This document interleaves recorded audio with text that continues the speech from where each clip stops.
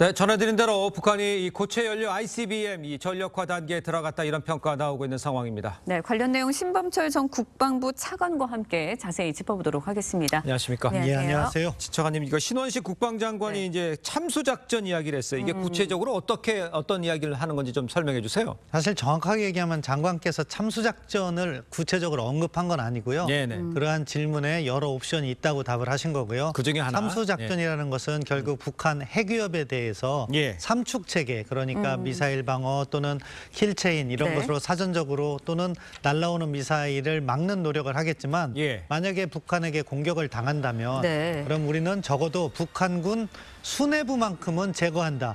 왜냐하면 이것이 우리가 핵무기 같은 절대적인 무기가 없는 상황이잖아요. 그렇죠. 그렇기 때문에 북한이 자유롭게 핵 버튼을 누르지 못하게 하는 유일한 방법은 그 핵 버튼을 누르는 수뇌부가 핵 버튼을 누르는 순간 자기도 지구상에서 사라진다는 그런 심리적인 압박을 가해야겠다. 예. 그런 차원에서 저희가 특수부대라든가 초정밀 타격 무기 체계 이것을 통해서 북한군을 억제한다. 그런 취지에서 참수작전이 마련된 것입니다. 네, 참수작전은 옵션 중에 하나라고 이야기를 해주셨는데 경고성으로 그치는 건지 아니면 정말로 실효성이 있는 작전인지 여기에 대해서도 궁금하거든요. 예, 뭐 말씀한 대로 삼축 체계 일환으로 저희가 네. 많은 노력을 강구해서 특수부대 그리고 또 연합 특수 훈련이라든가 이런 것을 통해서 그 역량을 강화하고 있어요. 그렇기 때문에 그 수준 자체도 사실 언급하는 게 비밀 수준인데요. 네네. 저희가 단순히 선언 수준에서 그치진 않고 있다. 구체적인 역량을 갖추고 있고 그것을 통해서 북한에게 실질적인 압박을 가하고 있다. 이것은 어떻게 보시면 되냐면요. 네네. 이러한 표현이 나올 때마다 북한이 과잉 반응을 보이고 있잖아요. 그렇죠. 그만큼 반대로 북한도 이것을 두려워하고 있다. 이렇게 보시면 될 것 같습니다. 알겠습니다. 네. 신 차관과 이제 처음에 이제 이야기할 때 이제 북한이 지금 액체를 가지고 있기 때문에 주입하는 동안에 우리가 발견할 수 있다는데 이제 고체로 해놔서 네. 숨겨놓으면 모른다는 거 아니에요? 이렇게 고도로 발전하고 있는 상황인 것만은 우리가 확실하게 알 수 있잖아요. 예, 그렇죠. 상당히 그 고체 미사일은 저에게 위협이 됩니다. 네. 왜냐하면은 결국 우리가 앞서 말씀드린 킬체인이나 미사일 방어를 할 때 북한이 쏜다는 네. 징후를 알아야 되는데 그렇죠. 액체 같은 경우는 이동식 발사대로 가지고 나온다 하더라도 연료를 주입하는 시간이 있어요. 예. 그래가지고 그 위성을 통해서 관찰하기가 쉬운데 고체 같은 경우에는 빠른 시일 내에 발사가 되거든요. 그렇기 때문에 우리가 감시 정찰 능력을 배가시키지 않으면 북한의 미사일 발사를 탐지하지 못할 가능성이 있다. 아. 그런 부분을 항상 염두에 두고 저희가 예. 준비를 해나가야 된다. 그렇게 봅니다. 네, 그런데 더 우려가 되는 점은 최근에 쏘아 올렸죠. 정찰, 위성, 성능까지 여기에 더해진다면 김정은 위원장이 정말 말한 눈과 주목, 완성이 돼가는 거 아닌가라는 생각이 들어요. 그렇죠. 뭐 지금 완성됐다고 보진 않습니다. 북한의 네. 군사정찰 위성 아직도 제대로 된 화면을 보여주지 못하고 그렇죠. 있잖아요. 맞아요. 수준이 조악하다 이렇게 평가하고요. 그렇지만 언젠가 뭐 향후 10년 후에는 우리가 북한이 군사정찰 위성까지도 제대로 갖출 수 있다. 이 점을 우려하고 철저한 대비 태세를 구축해 나가야 된다. 그렇게 말씀드리고 싶습니다. 알겠습니다. 네. 철저한 대비 태세도 다시 언급해 주셨습니다. 이 화성 18형의 이 성능, 네. 글쎄 본토까지 간다는 얘기 하고 있지 않습니까? 어느 정도 하고 내년에 실전 배치 이런 얘기도 나오고 있는데 가능성은 어떻습니까? 예, 뭐 고도화되고 있는 것은 사실일 겁니다. 예. 그리고 북한도 내년 정도 되면 뭐 실전 배치를 했다 이런 식으로 약간 과장 섞어서 이야기할 가능성은 있어요. 네. 그렇지만 아직도 화성 18형은 실거리 사격을 해보지 못했잖아요. 그럼 예. 거기서 나오는 차이가 있습니다. 왜냐하면 고각 발사라면 거의 수직으로 떨어지잖아요. 예. 네네. 그러면은 재진입 기술과 관련해서 그 열이 탄두에 골고루 분산이 돼요.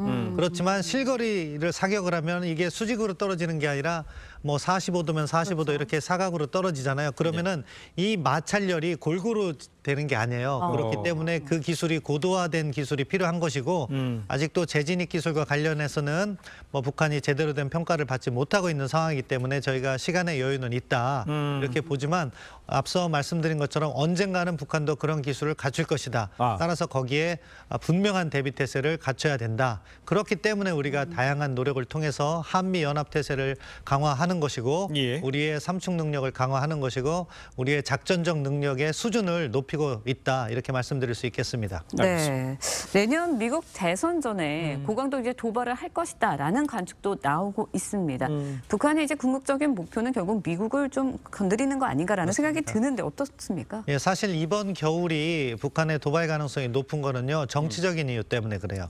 미국 대선도요, 1월 초부터 이제 아이오와 코커스 시작됩니다. 그렇죠. 예. 그럼 북한은 미국에 어떤 메시지를 주고 싶어 하냐면 우리는 이미 핵을 가지고 있다. 미국이 아무리 노력해봤자 혼란만 가중되니까 차라리 북한이 가지고 있는 핵을 인정해라. 이 메시지를 던지고 싶은 거예요. 그렇게 하기 위해선 계속해서 핵 도발을 하겠죠.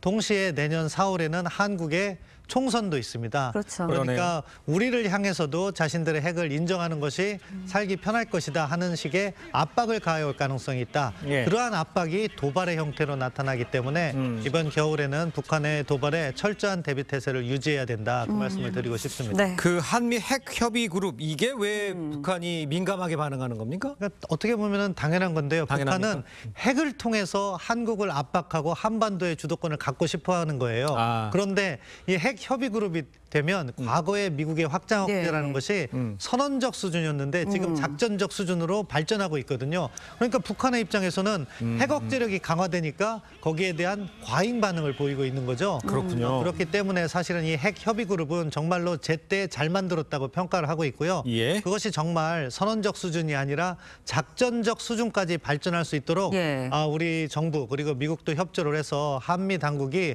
최대한의 노력을 기울여야 된다 그렇게 예. 생각합니다. 네, 한미 당국의 협력을 강조하셨는데 북한이 이제 도발 이후에 윤석열 대통령 압도적인 대응을 주문을 했습니다. 우리가 어떤 조치, 어떤 대응을 해야 할까요? 뭐 크게 두 가지 차원이에요. 사실 이 핵 억제력 차원에서는 정말로 압도적인 대응이 되기 위해서는 앞서 말씀드린 핵 협의 그룹을 통해서 네. 작전적 수준에서 완벽한 대응 태세를 구축해야죠.